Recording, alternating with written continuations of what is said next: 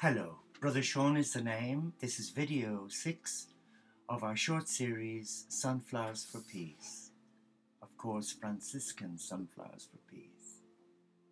What I should have said in the last video on compassion, I just found a wonderful quote from Francis.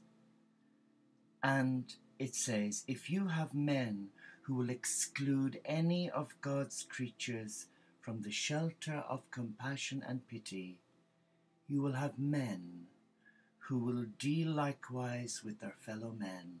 How true is that? This short video hopefully will look at the essence of forgiveness. Francis, in his life, was the pinnacle of forgiveness. When he went on his travels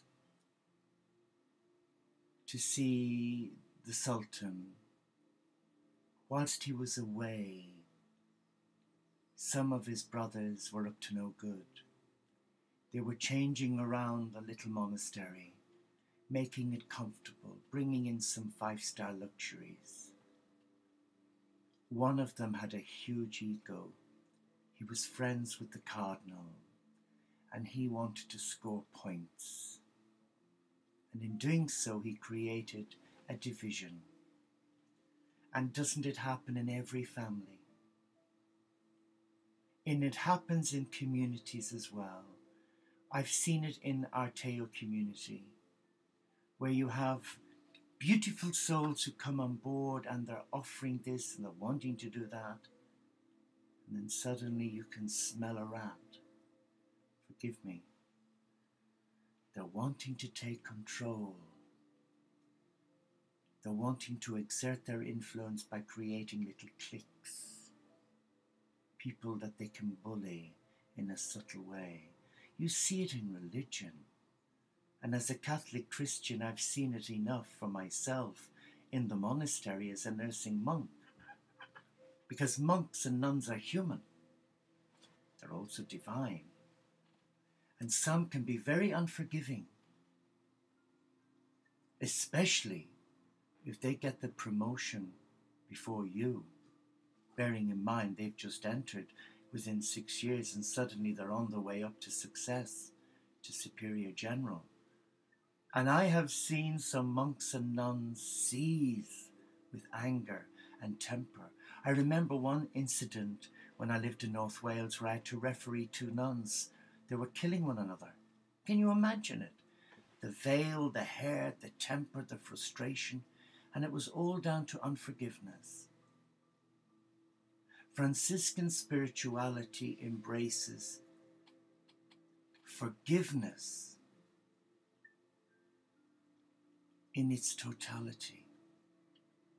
There is no room for remembering an incident and bringing it back when it suits you in an argument. I had that recently because several years ago I was in a situation where I was really fraught, distracted and stressed, where I relied on 2 of our community to help me for an open day. And they were called off at a minute's notice to try and find a dear friend of ours, a neighbour, who was lost in the woods with their dog. And we've had incidences in the wood where people have fallen and unable to get up and were there for hours. And because they weren't answering their mobile phone, their partner was really, really worried. And creating this open day, where it was our first open day, showing the garden off to everybody. And it was busy. And of course 2 friends arrived from Yorkshire that I hadn't seen for 4 years. And they could tell I was busy because everybody was wanting me. They were pulling me like an old elastic band, and of course I snapped. And I lost my temper, forgive me. And when it was brought to my attention that I was unkind, I asked for forgiveness. But 2 years later, a member of the community reminded me. So I would say that when someone reminds you of an incident like that, you have to ask yourself, Was their forgiveness conditional, or was it unconditional? Because if forgiveness is unconditional, then the memory is wiped clean by the love of God within. And you've heard the old saying, haven't you? I forgive you, but Jesus, I'll never forget you. I'll never forget what you done on me. Oh, by God, I forgive you, but I'll never forget what you did. Is that forgiveness? No. How could it be forgiveness? That's forgiveness with an agenda to control. As Jesus said, unless you forgive 70 times, 7 times, you're not forgiven. And you know, I don't find it easy myself. Forgiveness can be a real difficult one. I found that myself last year when it was brought to my attention that a member of my family, whom I love, really love, put on the internet that I was a scammer, that I was sacked from nursing for sleeping with patients, I was sacked from the monastery for sleeping with monks,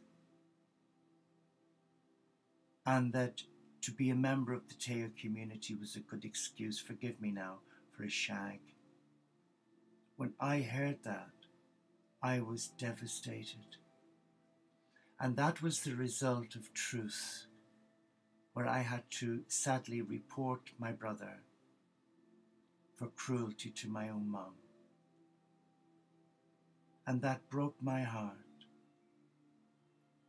But I also had to be mindful that I did it out of love, not out of anger.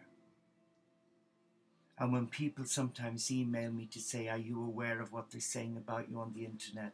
I cringe, but I found it difficult at the time to forgive him for what he'd done. And I was mad. I was furious. I wanted to go and knock 10 bells out of him. But I was guided to pray. I was guided to be still. And that was an effort. But I prayed. And I handed over the hurt to God.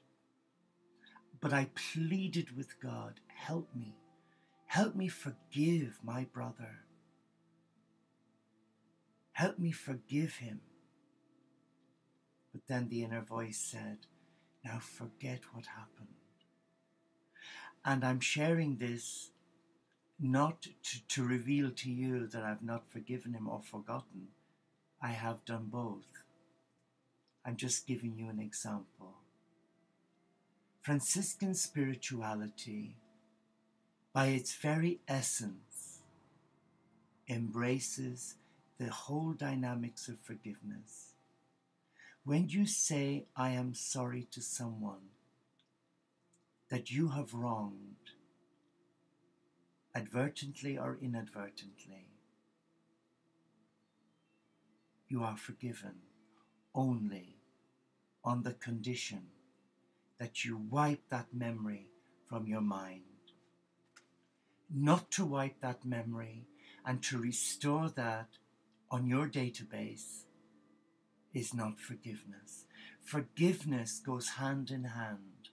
I forgive, I erase. So for healing to come into your heart, to erase that painful experience, it can only be done when you have forgiven totally and erased at the same time the memory of the person, the place, the incident, and the language and the words that were used. Not to embrace that combination of forgive and erase or forget, there's no forgiveness. And that unforgiveness will eat away at your heart, and it will leave you extremely embittered. And trust me, I have seen many religious so embittered towards their brothers and sisters in community, where they have plausibly forgiven, but never forgotten. and the unrest spread through the whole community, creating a community that was not at peace. So remember, Franciscan spirituality around forgiveness is a package deal of to forgive, to forget, and to move on, and celebrate the art of total forgiveness. Namaste.